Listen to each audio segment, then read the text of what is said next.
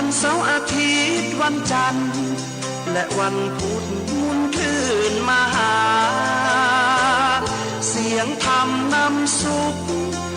ทั่วทุกครัวเรือนหลังคา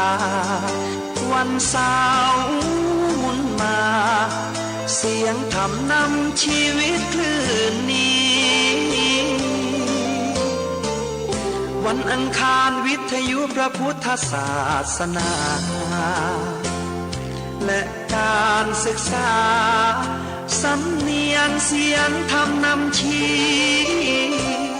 พระมหาประสิทธิ์วัดช้างคำสอนทำพิธีด้วยมีไมตรีสาระดีๆมีให้ทุกชน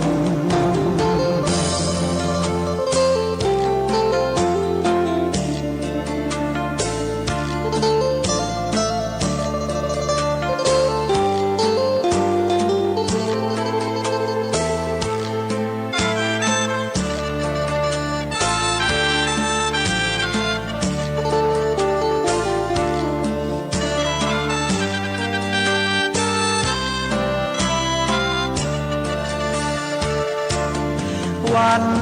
ศุกร์เสียงธรรมก่อนหลับตาก้องไกล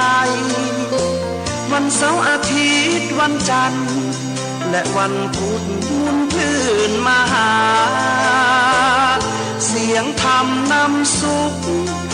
ทั่วทุกครัวเรือนหลังคาวันเสาร์หมุนมาเสียงธรรมนำชีวิตคลื่นนี้วันอังคารวิทยุพระพุทธศาสนาและการศึกษาสำเนียงเสียงธรรมนำชี้พระมหาประสิทธิ์วัดช้างคำสอนธรรมพุทธคุณวางไว้กลางเกล้าเพื่อป้องกันเราภัยลินสิ้นทั้งหลายธรรมคุณทูลวางไว้กลางใจเพื่อช่วยฮือหูทั่วถึงชั่วดีสังฆคุณทูลไว้ในชีวิตเพื่อช่วยพิษพ้นทุกข์เป็นสุขีโดยบุญอภิวันอัญชลีสวดดีโดยการนิรันดร์เทิน10 นิ้วกราบแนบใต้ไหวสาปารมีธรรมในครูบาอาจารย์พระมหาเถรานุเถระท่านเจ้าคณะ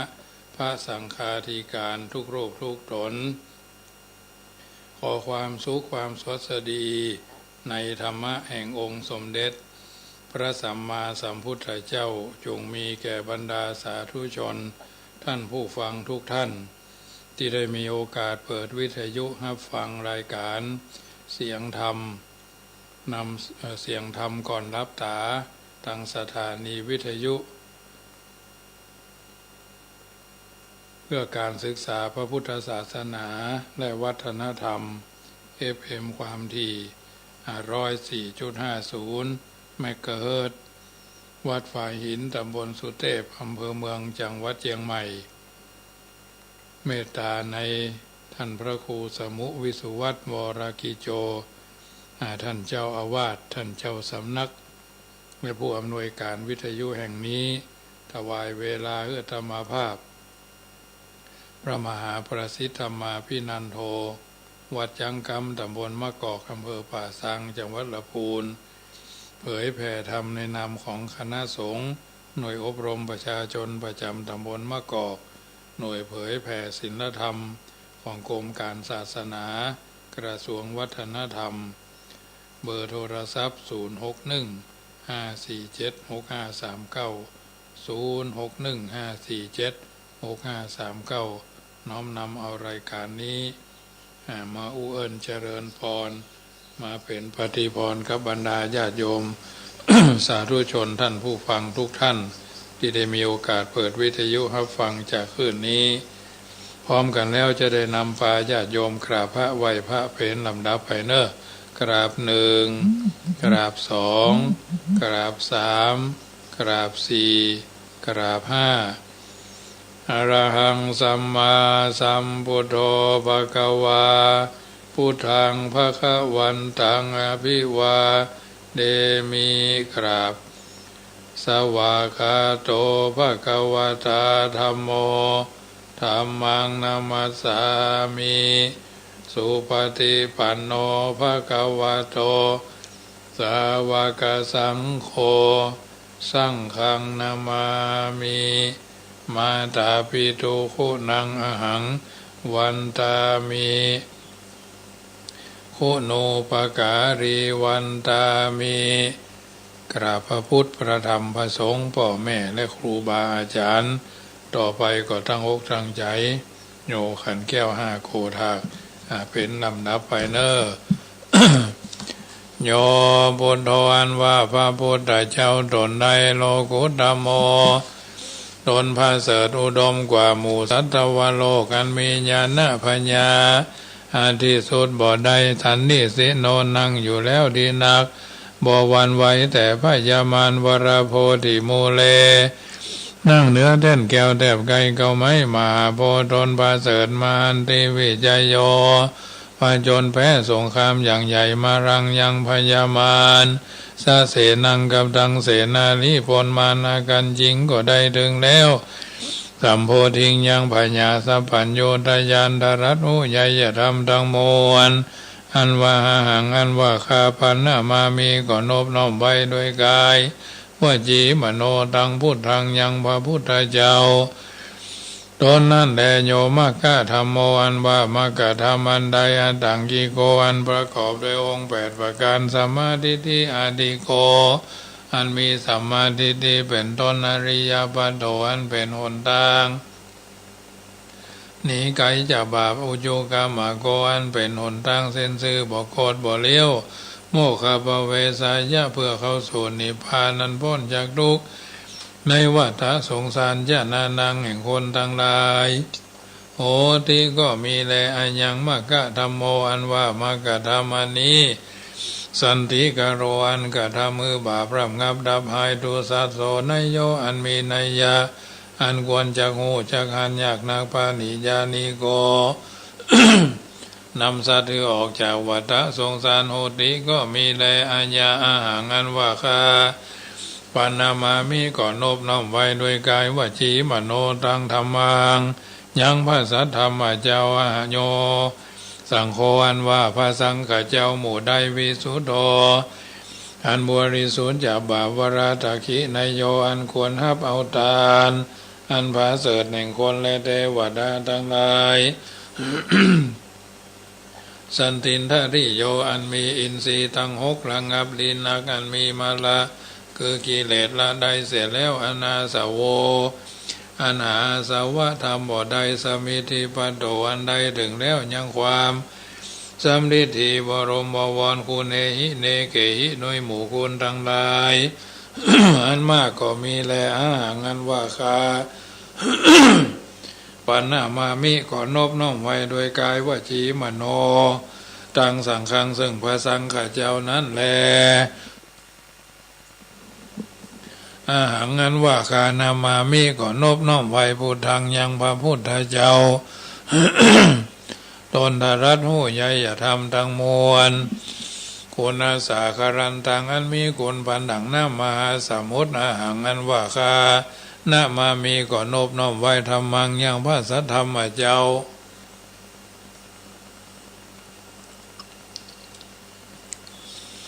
มุนีราชเตสิสังอันพระพุทธเจ้าอักเทศนาหังอันว่าคานามามีก็นบน้อมไว้สังฆังยังพระสังฆเจ้ามุนีราจะสาวกังอันเป็นลูกศิษย์ฟังคำสอนแห่งพระพุทธเจ้าอาหังอันว่าคานามามีก็นบน้อมไว้กรรมฐานาทายากาจาริยังครูบาอาจารย์เจ้าอันเป็นกรรมฐานาทายากานิพพานามากุเตสะคังอันสำแดงของแห่งนิพพานพุทธปูจานว่าเตจาอันว่าขีญาอันใดปูจายังพระพุทธเจ้ามหาเตจามีเตจาอนุภาวะอันมากธรรมาปูจาอันว่าขีญา อันใดปูชายังพระสัทธรรมเจ้ามหาปัญญามีปัญญาอันมากกังสังฆปูชา อันว่าขีญาอันใดปูชายังพระสังฆเจ้ามหาโภคามีโภคาสัมปติเขาของอันมากก็มีแล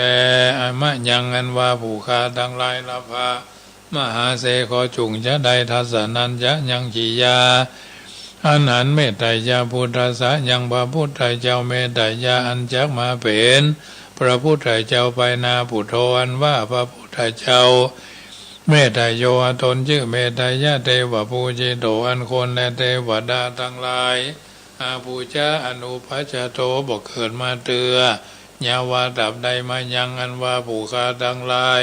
สังสารันโตปิแม่นต้วนเตียวไปมาคือตายแล้วเกิดเอากำเนิดไหลที่สังสารเรในวัฏสงสารมกามามหาเสขอจงจะได้ถึงคือว่าขออย่าได้เกิดนะบาเยในอบายทุกข์ที่คือนรกเป็นเปรตเป็นสัตว์เดรัจฉานยาวะดับใดอิมีนาตุปะบุภาราชาการวะกัมเมนาด้วยกรรมอันใดปูชาการวะโดยธูปโดยเทียนเข้าดอกไม้อันนี้เธอนิพพานาปัจจโยจงเป็นปัจจัยกัมโยหือได้นิพพานโหตุจงมีโนแก่ผู้ฆ่าทั้งหลายนี่จังเที่ยงแท้แด่เธอนะโมตัสสะภะคะวะโตอะระหะโตสัมมาสัมพุทธัสสะนะโมตัสสะภะคะวะโตอะระหะโตสัมมาสัมพุทธัสสะนะโมตัสสะภะคะวะโตอะระหะโตสัมมาสัมพุทธัสสะพุทธังสรณังกัจฉามิธัมมังสรณังกัจฉามิสังฆังสรณังกัจฉามิดุติยัมปิพุทธังสรณังกัจฉามิดุติยัมปิธัมมังสรณังกัจฉามิดุติยัมปิสังฆังสรณัง กัจฉามิตติยัมปิพุทธังสรณังกัจฉามิตติยัมปิธัมมังสรณังกัจฉามิตติยัมปิสังฆังสารนังกัจจามิสารนากามานังพุทโธสัพพัญญูตยานโนธัมโมโรกุตโรนาวาสังโฆมะกะปะระโตจาอิเจตังรัตนะตยังเอตัสสะอนุภาเวนะสัพพะอันตรายโยวินาสันตุโนติปิโสภะคะวาอะระหังสัมมาสัมพุทโธวิชาจารณะสัมปันโนสุขโตโรกวิโตอนุตตโลปุริสัตมมาสารติสัทธาเทวมนุสสนังพุทโธภควติสวากาโตภควตาธัมโมสันติติโกอากาลิโกเอหิปัสสิโกปนายิโกปัจจตังเวทิทัพโพวิญโยหิทิสุปฏิปันโนภควโตสาวกสังโฆอุจุปติปันโนภควโตสาวกสังโฆยายาปฏิปันโนภควโตสาวกสังโฆสามิจิปฏิปันโนภควโตสาวกสังโฆยะติทังยัตตาลิปุริสายุกานิอัตถาปุริสาปุคลาเอสาภควโตสาวกสังโฆอาหุนายโยปาหุนายโยตักขินายโยอัญชลีกะรานิโยอนุตรังปุญญเกตังโลกัสสาติยันตุนิมิตังอวะมังกรัญจโยจามนาโบสกุณาสัสสะโตปะปะกะโหตุสุปินังอคันตังพุทธานุภาเวนะวินาสเมนตุยันตุนิมิตังอวะมังกรัญจโยจามนาโบสกุณาสัสสะโตปะปะกะโหตุสุปินังอคันตังสังฆานุภาเวนะวินาสเมนตุทิปิโสภควาตานาปารมีสัมปันโนตานาอุปะบารมีสัมปันโนตานาปารามัตถาบารมีสัมปันโนเมตตาไมตรีกรุณามุทิตาอุเบกขาบารมีสัมปันโนอิติปิโสภควาศีลปารมีสัมปันโนศีลอุปะปาลมีสัมปันโนศีลปรามาทาปาลมีสัมปันโนเมตตาไมตรีกรุณามุทิตาอุเบกขาปาลมีสัมปันโนอิติปิโสภควาเนกัมมาปารมีสัมปันโนเนกัมมา อุปปารมีสัมปันโนเนกขมะปรามาทะปาลมีสัมปันโนเมตตาไมตรีกรุณามุทิตาอุเบกขาปาลมีสัมปันโนอิติปิโสภควาปัญญาปาลมีสัมปันโนปัญญาอุปปารมีสัมปันโนปัญญาปรามัทธาปารมีสัมปันโนเมตตาไมตรีกรุณามุทิตาอุเบกขาปาลมีสัมปันโนอิติปิโสภควาปัญญาปารมีสัมปันโนปัญญาอุปปารมีสัมปันโนปัญญาปรามัทธาปารมีสัมปันโนเมตตาไมตรีกรุณามุทิตาอุเบกขาปารมีสัมปันโนอิติปิโสภควาวิริยะปารมีสัมปันโนวิริยะอุปปารมีสัมปันโนวิริยะปรามัทธาปารมีสัมปันโนเมตตาไมตรีกรุณามุทิตาอุเบกขาปารมีสัมปันโนอิติปิโสภควาขันติปารมีสัมปันโนขันติอุปปารมีสัมปันโนขันติปรามัทธาปารมีสัมปันโนเมตตาไมตรีกรุณามุทิตาอุเบกขาปารมีสัมปันโนอิติปิโสภควาสัจจะปารมีสัมปันโนสัจจะอุปปารมีสัมปันโนสัจจะปรามัทธาปารมีสัมปันโนเมตตาไมตรีกรุณามุทิตาอุเบกขาปารมีสัมปันโนอิติปิโสภควา อธิฐานะปารมีสัมปันโนอธิฐานะอุปปารมีสัมปันโนอธิฐานะปารามัทธาปารมีสัมปันโนเมตตาไมตรีกรุณามุทิตาอุเบกขาปารมีสัมปันโนอิติปิโสภควาอุเบกขาปารมีสัมปันโนอุเบกขาอุปปารมีสัมปันโน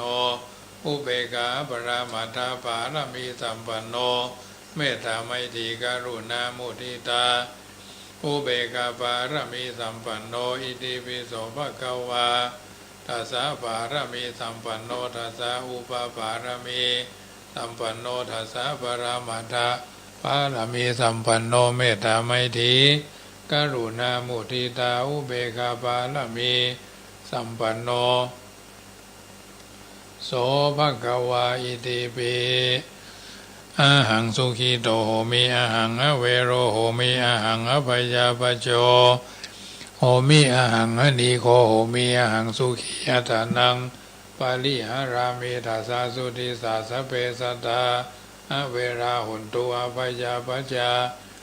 หุนตุอานิคาหุนตุสุขีอัตานังปาลิหารันตุสวาธุสวาธุปะปัญญาปารมี30ทัสสวาธุปะปัญญาปารมีวัดแวดล้อมวิริยะปารมีอ้อมระวังดีศีลปารมีบังหอกบังดาบเมตตาปารมีผ่าแพ้ดังปืนตาหน้าปารมีคือเป็นผืนดังต่ออุเบกขาปารมีคือก่อเป็นเวียงสัจจะปารมีแวดละวังดีเป็นไม้ไทยกันตีปารมี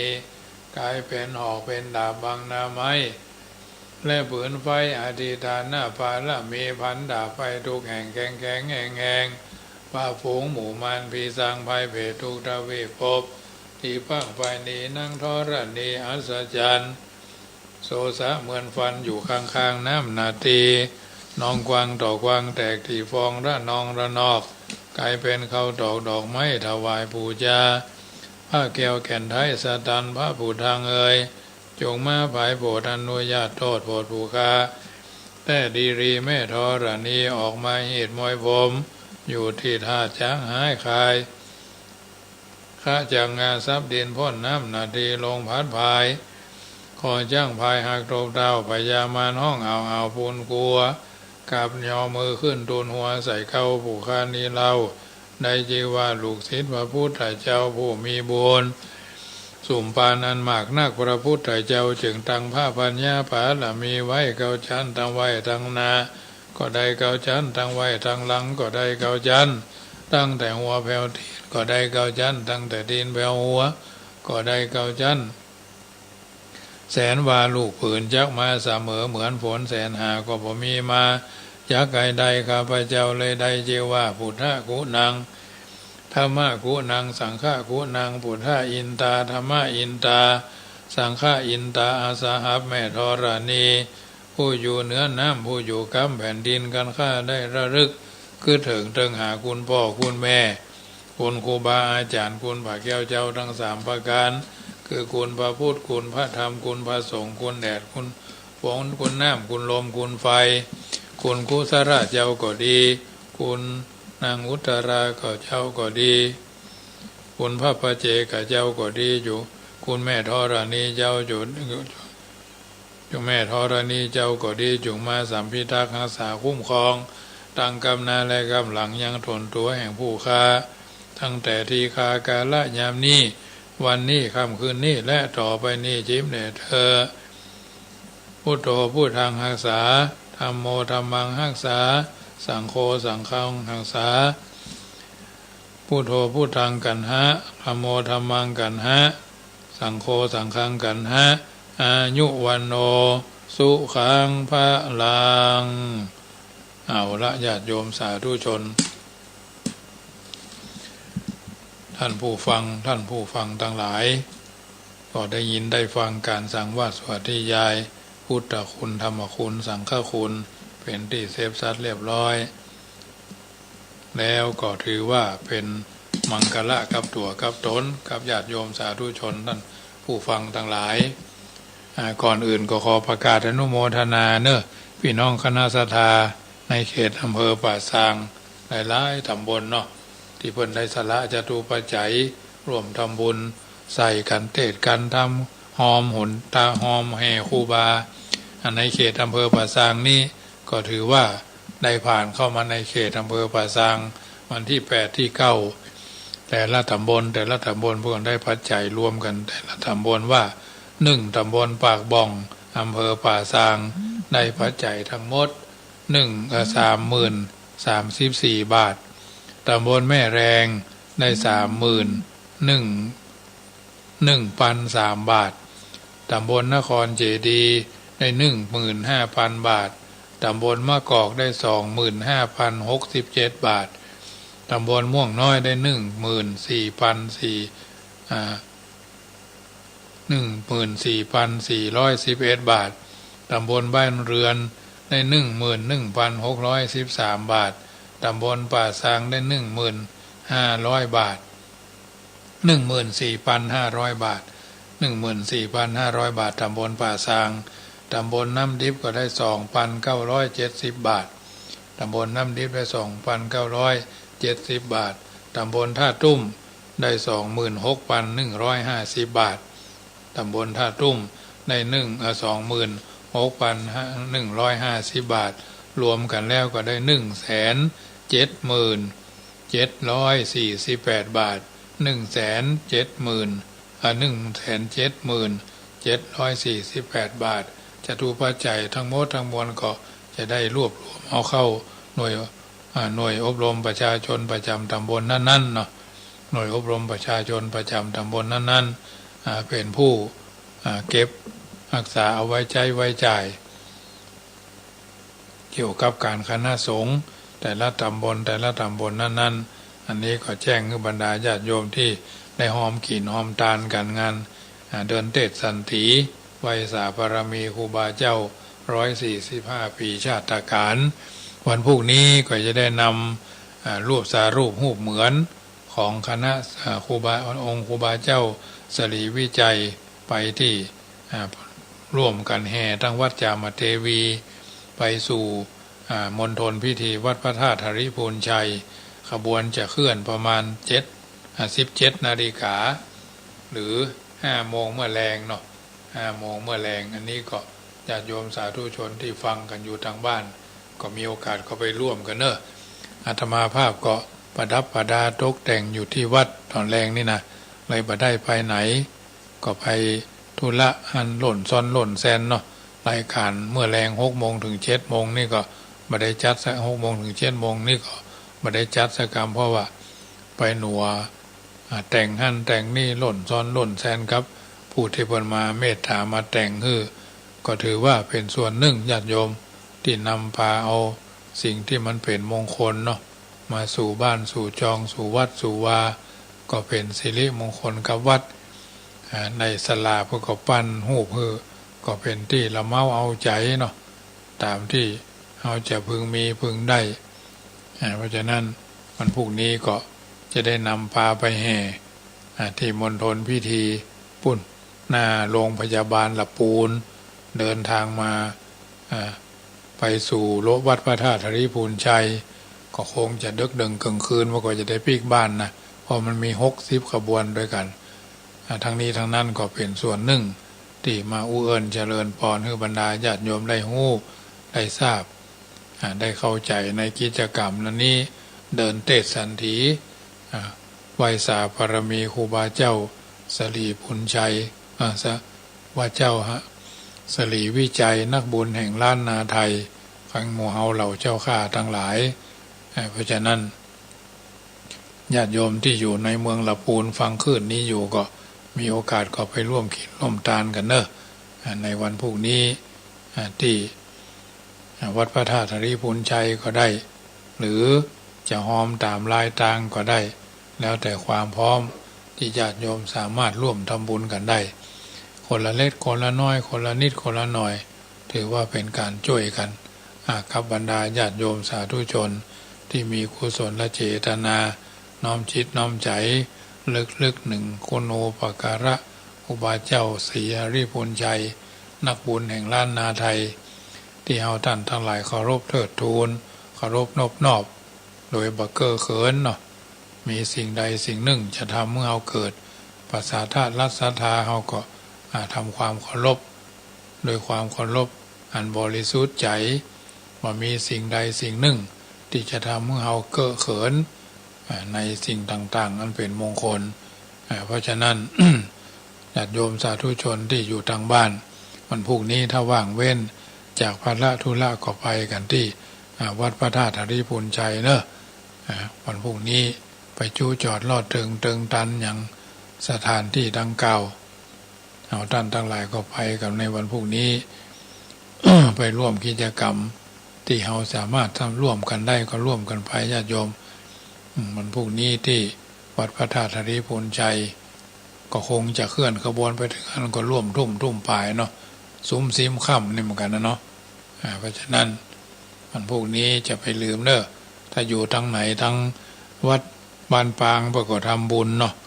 วัดบ้านปางเพื่อก็ทำบุญวัดดอยติเพื่อนก็ทำบุญตลอดจนวัดจามเทวีเพื่อก็ทำบุญวัดดอยแตเพื่อก็ทำบุญแล้วก็วัดอุโบสถบ้านโฮงหลวงเนาะก็ทำบุญเนาะมีหลายวัด 4-5 วัดวันพรุ่งนี้ก็ส่งน้ำวัดพระนอนม่อนจ้างตำบลมะกอก9:39เริ่มพิธีวัดสลีเมืองยูวัดต้นเพิงเมืองง่าวัดน้ำบ่อหลวงวันพรุ่งนี้นะวันพรุ่งนี้ก็ถือว่างานทำบุญ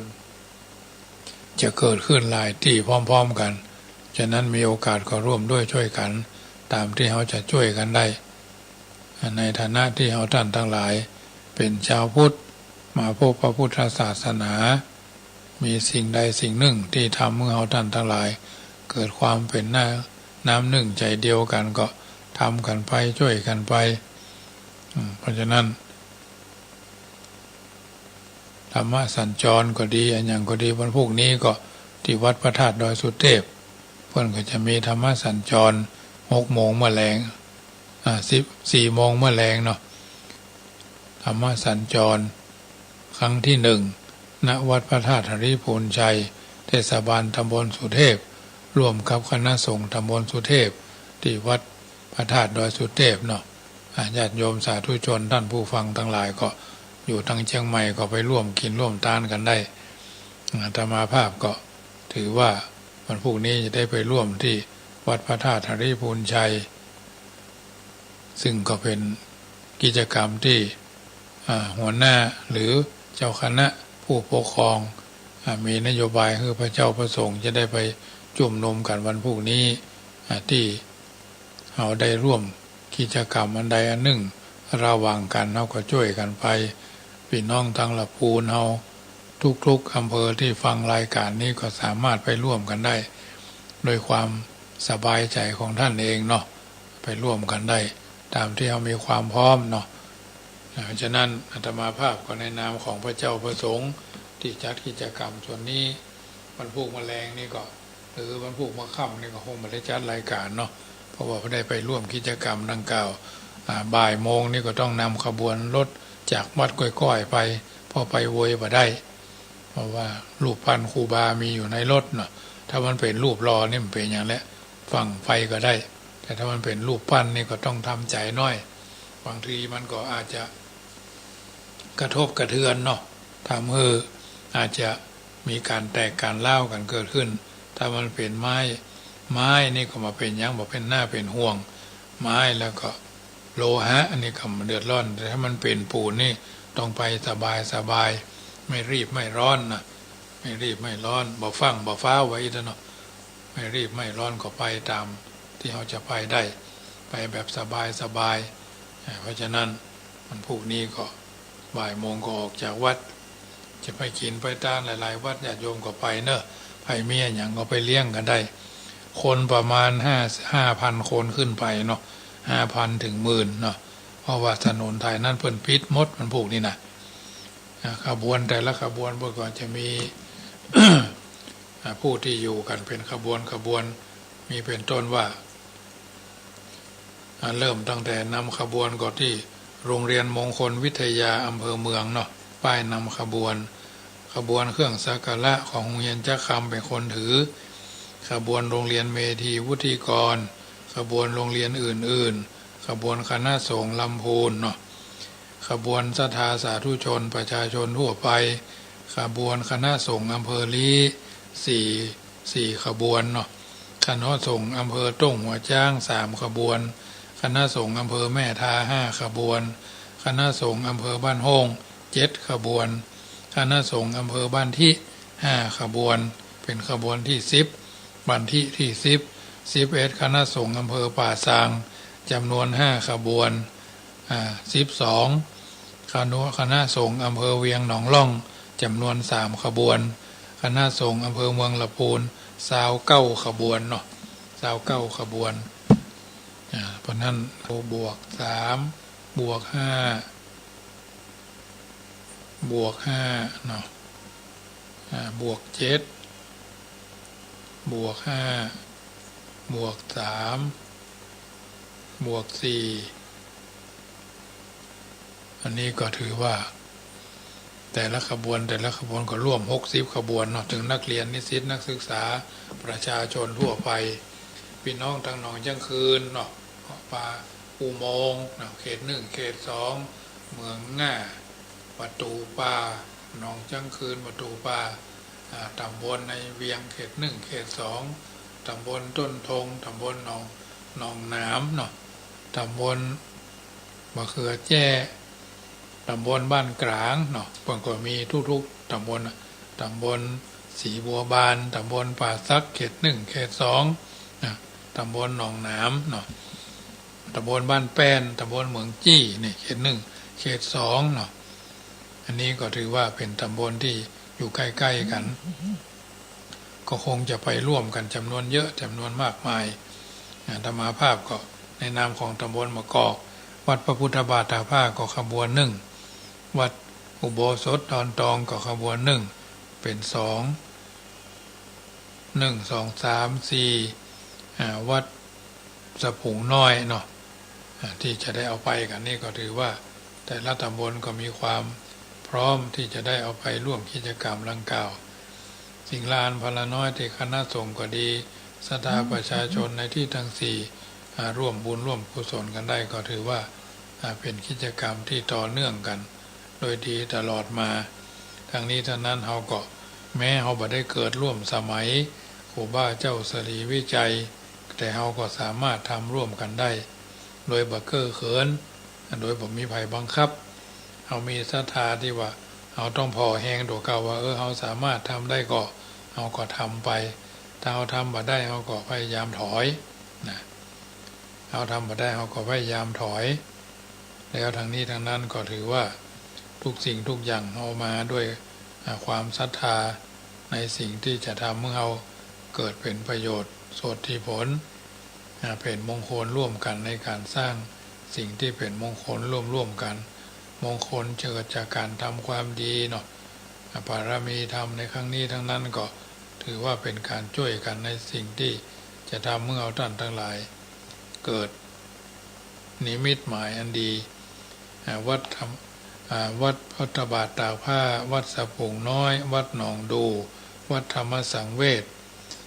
อุโบสถดอนตองเนาะ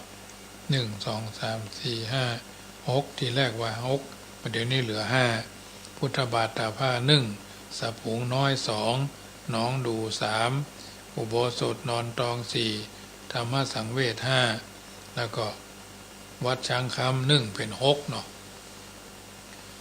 วัดที่ร่วมแห่ที่วัดยมทีวีเพราะฉะนั้นแต่ละวัดก็จะได้ไปกันในวันพรุ่งนี้ฉะนั้นถือว่าสิ่งเหล่านี้เป็นสิ่งที่เราสามารถร่วมด้วยช่วยกันในค่ำคืนของวันนี้ส่วนญาติโยมท่านใดที่ฟังรายการคลื่น104นี่ก็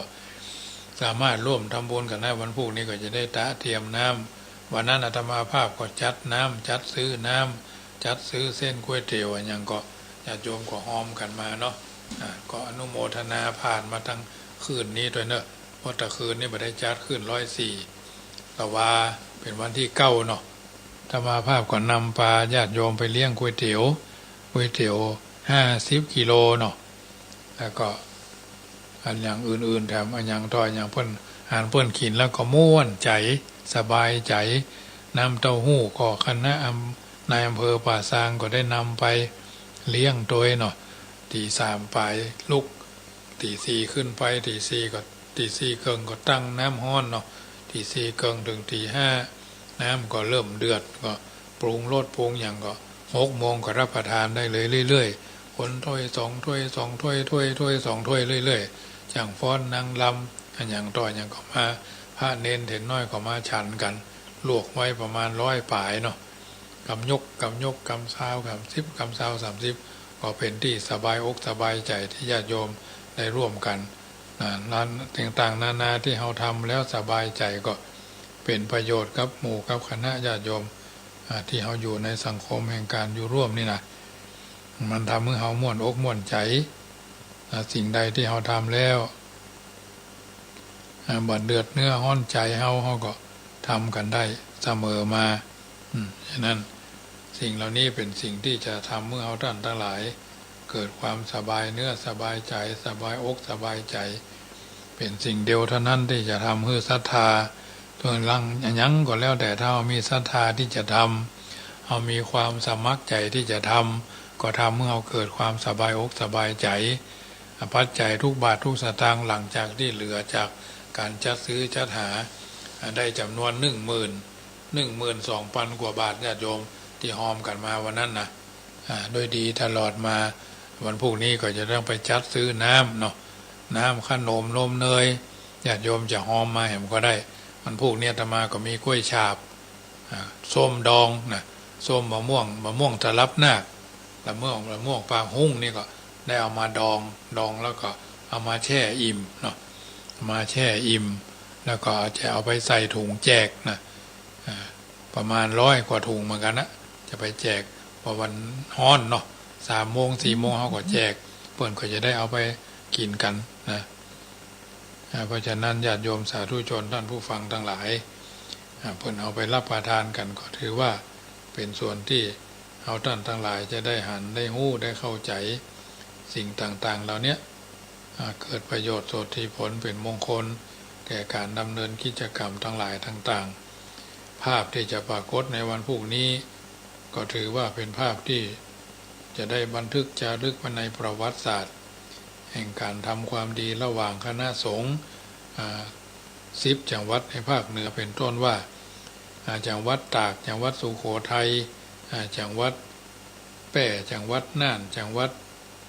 ลำปางพะเยาเนาะลำปางพะเยาเชียงรายลำพูนแม่ฮ่องสอนเป็นต้นซึ่งแต่ละที่แต่ละทางนั้นก็ถือว่า ครูบาเจ้าเคยไปสร้างไปเสริมไปเพิ่มบารมีธรรมกับหมู่กับคณะร่วมสร้างกันหลายวัดหลายวาบางจังหวัดก็ลาว30 108 วัดทั่วทางเหนือนี่นะทางนี้ทางนั้นก็สำหรับวันพรุ่งนี้ก็ไม่ได้จัดรายการเนาะวันที่12ก็จะได้มาสรุปให้ญาติโยมฟังส่วนจตุปัจจัยที่ญาติโยมได้ห้อมกันในเขตอำเภอป่าซางซึ่งแต่ละตำบลคณะสงฆ์อำเภอป่าซางนี่ก็เริ่มตั้งแต่ตำบลน้ำดิบตำบลนครเจดีย์ตำบลบ้านเรือนเนาะเพิ่นก็ไปถวายการต้อนรับที่เขต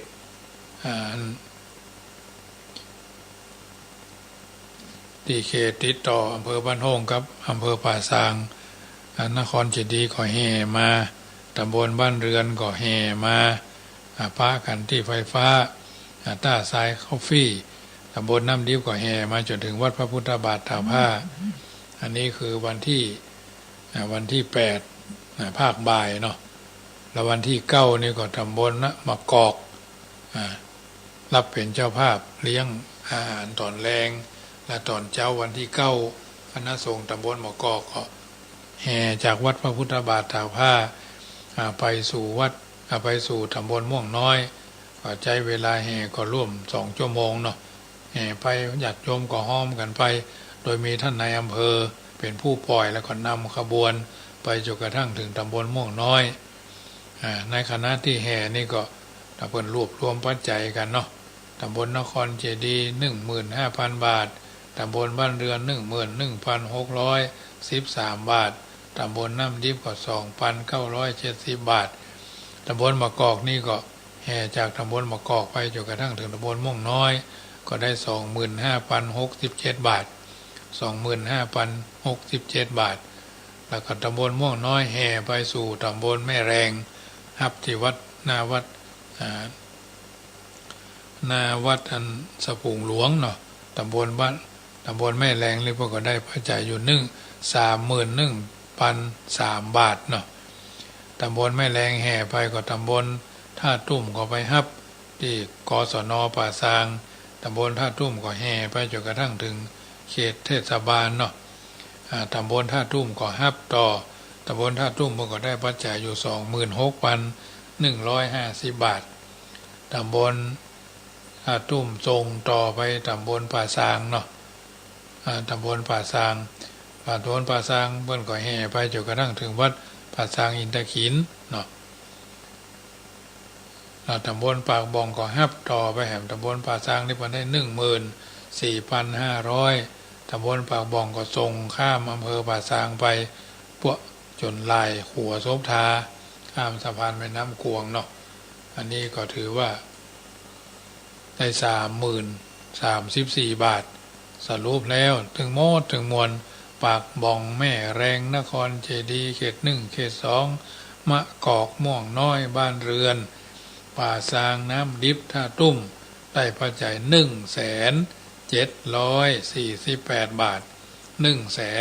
1,748 บาทอันนี้แต่ละตำบลก็เอาเข้าหน่วยอบรมประชาชนประจำตำบลของไผ่ของมันเรียบร้อยเนาะอันนี้ในนามของประธานหน่วยและใจกระบอกเสียงนี้สื่อสารให้ญาติโยมได้ฟังพี่น้องทางเชียงใหม่ก็คงจะได้ทราบข่าวสารงานบุญเนาะ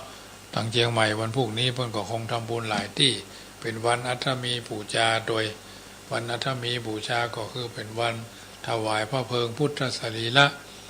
สมเด็จพระบรมศาสดาสัมมาสัมพุทธเจ้าผู้เป็นบรมครูแห่งหมู่เฮาเหล่าเจ้าข้าวันจันทร์อาตมาภาพก็จะได้เอาเรื่องราวเหล่านี้มาอู้เอิญเจริญพรท่านสาธุชนท่านผู้ฟังแถมเนาะวันนี้รายการเสียงธรรมก่อนรับตาอู้เอิญเจริญพรมาถึงช่วงสุดท้ายวันพรุ่งนี้เนอะมีงานทำบุญหลายที่โดยเฉพาะพี่น้องใครทำบุญนักใครทำบุญใหญ่คนจำนวนพันจำนวนหมื่นก็ที่วัดพระธาตุละปูนเนอะถ้าได้ฟังคืนนี้นะจะมาร่วมทำบุญก็ได้แต่ละวัดท่านจะทำบุญวัดละ20 บาทก่อนมันมีอยู่60 วัดเนาะญาติโยมเพิ่นจะเอาครูบาแต่ละอิริยาบถเนาะ ยืนเดินนั่งยืนเดินนั่งอาตมาภาพก็เป็นครูบาเจ้านั่งสมาธิห้อยลูกประคำเนาะเป็นสีเลือดหมูเนาะสีเลือดนกออกแดงกักแดงน้อยเอาไว้ให้ญาติโยมได้ไหว้ได้สาได้สักการะบูชาเพราะฉะนั้นได้รับเมตตาลดยานพาหน้าจากพ่อเลี้ยงบุญทรัพย์แม่เลี้ยงมาลีกัน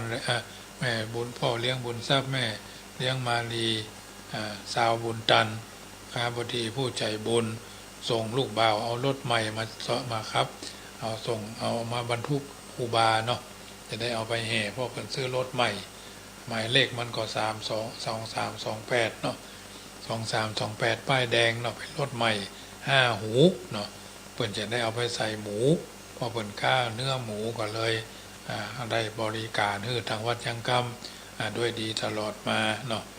อันนี้ก็ในนามของพระเจ้าพระสงฆ์เผยแผ่รายการเหล่านี้อาตมาภาพก็ประชาสัมพันธ์มา 2-3 เดือนเกี่ยวกับงานครูบาเจ้าก็เอื้อนเจริญพรให้บรรดาญาติโยมได้รับทราบกัน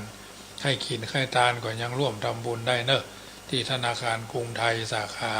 โลตัสป่าซางหมายเลขบัญชีก็798-002-1894 สำหรับญาติโยมฟังขึ้น104นี้ปีนี้อาตมาภาพจะไปถวายเทียนพรรษาที่ในท้องที่อำเภองาวแล้วก็เขตติดต่ออำเภองาวและอำเภอเมืองพะเยาแล้วก็ที่วัดแม่ตำอำเภอเมืองพะเยาเนาะเป็นจุดสุดท้าย3วัด3จุดจุดละ3วัดเป็น9วัดเนาะวัดใดนั้นจะได้แจ้งก็เป็นระยะในงานนี้ก็มีการถวายหลอดไฟฟ้าพร้อมเสียบแล้วก็ออกได้เลยวัดละ9ชุดชุดละ200เนาะวัดละ9ชุดละ200ผ้าอาบน้ำฝนน้ำมันเติมตะเกียงจำนวนวัดละ9ชุดเนาะวัดละ9ชุดชุดละ99 บาทเหมือนกันเนาะชุดละ99 บาทอันนี้ก็จำนวน81ชุดหลอดไฟก็81ชุด99 81หรออันนี้ก็ยาพอทั้งว่ายาสามัญนะเป็นยาประเภทดีคอเจนแล้วก็ยาโซแมกเจ็บคอเนาะฟ้าทลายโจรเนาะและยาอื่นๆสมุนไพรเนาะอันนี้ก็ชุดละ99 บาทจำนวน81ชุดนะยาเสื้อผ้ายาบ้านนั่นนะผ้าอาบน้ำฝนหรือผ้าอาบน้ำฝนกับน้ำมันเติมตะเกียงนี่ก็ชุดละ99 บาท81ชุดนะโยมแต่ละอย่างเอาไปถวายเทียนพรรษาก็จะถวายเล่มละ900เล่มละ999 บาทเนาะท่านก็ต้องเอาคนเดียวถ้ามันนักก็พาเพื่อนพาฝูงเนาะมาร่วมกันเป็นเจ้าภาพเล่มละ999 บาทก็จำนวน9เล่มเนาะเนี่ยเตียน9เล่ม9วัดหรอกอาตมาที่ว่าจัดไว้เป็น10พอวัดจังกรรมก่อน1ชุดวัดจังกรรมก็มี2เล่มเป็น11เล่มเนาะเพราะฉะนั้นเตียน11เล่มเนาะจะ9เล่ม11เล่มวัดจังกรรมนี้มี2เล่ม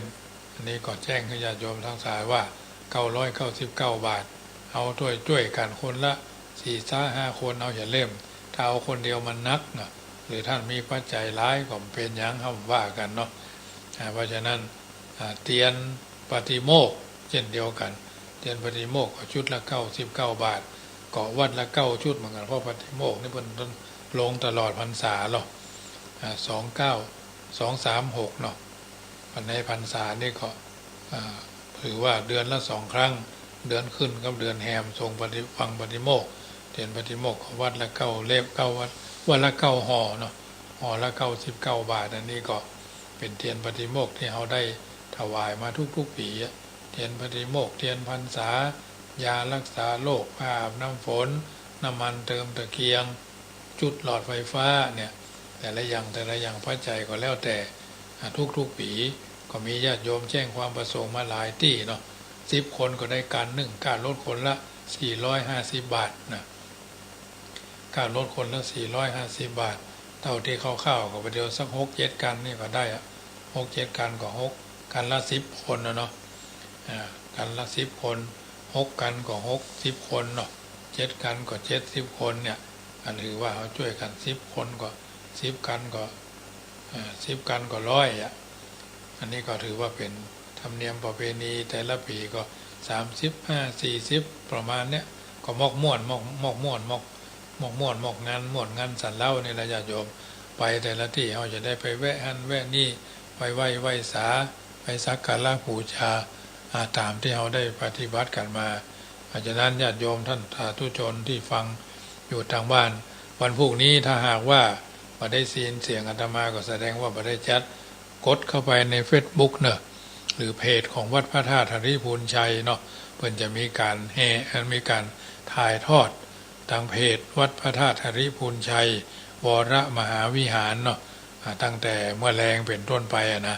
เพิ่นจะเพิ่นว่าจะถ่ายทอดทางเพจวัดพระธาตุธริพูนชัยขบวนแห่นี่ก็มี60ขบวนอุบานี่มี60ขบวนอำเภอต่างๆตั้งบ้านที่บ้านทาเวียงหนองล่องบ้านห้องป่าซางเนี่ยแต่ละที่แต่ละแห่งเพื่อก็จะได้เอาไปร่วมกันก็ถือว่าเป็นสิ่งที่ทำให้เกิดประโยชน์โสติผลกับมงคลกับตัวตนเนาะ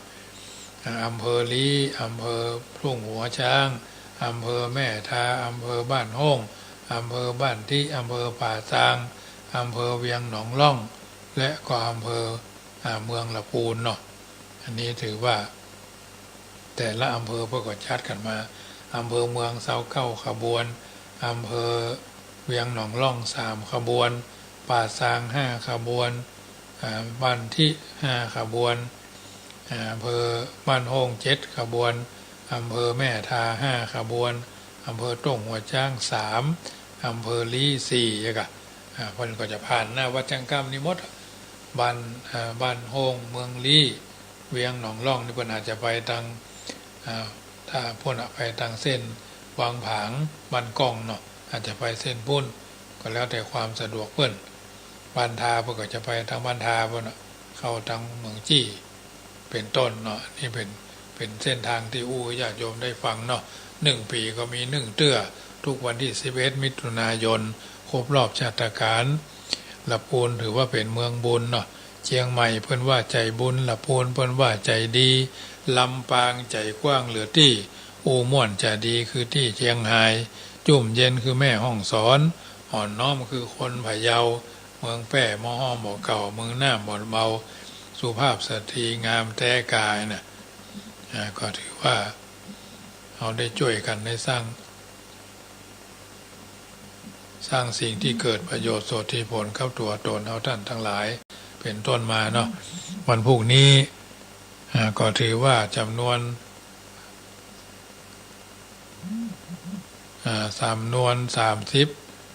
40 50 60พอดีญาติโยมนะอำเภอเมืองละปูนแล้วก็อำเภอทัดนั้นมาก็29 35 57 534เนี่ยรวมแล้วจำนวน60ขบวน32 42 52เนี่ย60กว่าขบวนเนี่ยวันพรุ่งนี้จะได้ไปแห่แหนแตนแต้กันแบบม่วนงานสันเล่าบ่ได้แข่งนะแต่ว่าไปร่วมขบวนกันแต่ละที่แต่ละทางก็จะนำมาซึ่งประโยชน์ญาติโยมก็คอยฟังข่าวเนอะ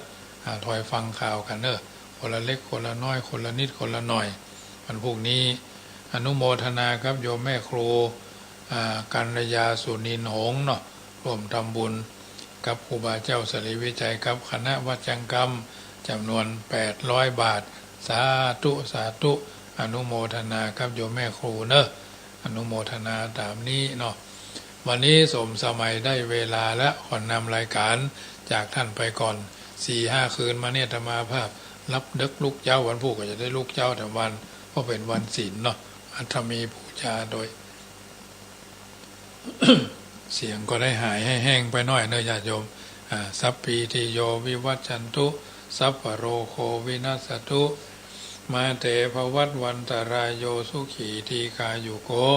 พุทโธบังซ้ายธัมโมบังขวาสังโฆบังกายาอะระหังบังเกสาอะระหังพุทโธนะโมพุทธายะใจยตุภวังใจยะสุปมังกาลังใจยะโสถีโห พระวันตุโวอายุวันโนสุขังปะลังขอเจริญพร